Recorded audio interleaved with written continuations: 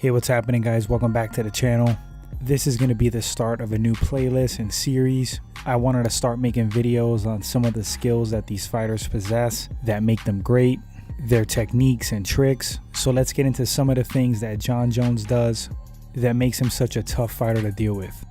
Well, first and foremost, Jon's biggest weapon is his creativity and freedom in the cage. Jon isn't afraid to just try things. He's very free and loose in the cage. This keeps his opponents guessing at all times because they just don't know what he's gonna do.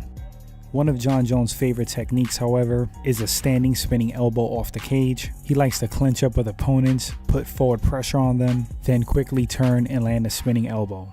It's tough to defend and catches his opponents off guard because when he clinches, they expect a knee coming, and with a forward pressure, they expect him to drop down and go for a takedown, but instead, you get a spinning elbow thrown at you.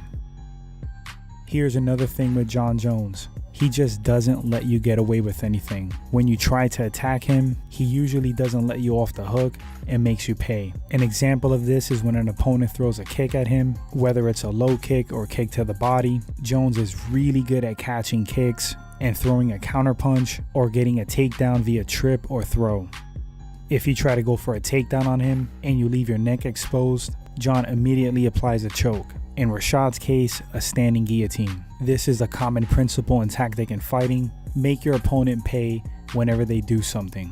This sometimes paralyzes them, causes paranoia, because whatever they attempt, they wind up getting countered and paying for it. When your opponent hesitates, that's when you turn up the offense. Jon does this other little sneaky thing while standing. He does a lot of framing, a lot of hand fighting, and then he slips an elbow right down the middle. It's a very smart technique because the point of your elbow is past blocking range, but far enough to generate enough force to cause a damaging strike. It also catches opponents off guard because they're just not expecting it.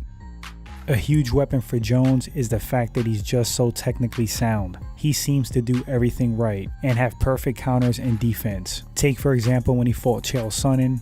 Sonnen tried to lock in a Thai plum, and instead of pulling back, which would be the wrong thing to do, he does the right thing, goes forward and drops for a takedown, which he does land. Again, so technically sound. Jon's feints are awesome. The way he chains things together, he is extremely crafty and tricky. For example, when he fought Alexander Gustafsson, in the first fight, he faked going down for a takedown, which caused Alexander to drop his hands to defend, then Jones landed a spinning elbow.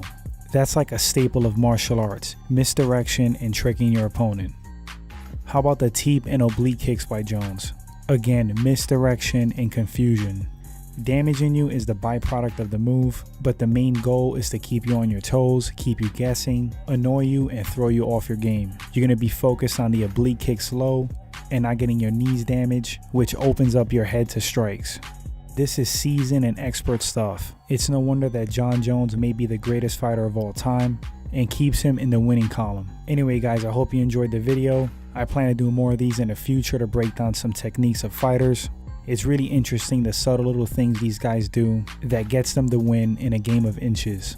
Thanks for watching the video guys. Thanks for visiting the channel. Appreciate the likes, the shares, the subs, the support of course. Please feel free to talk about other great techniques and skills these fighters implement in their fights. We'll love to read those in the comment section. And I'll catch you guys in the next one.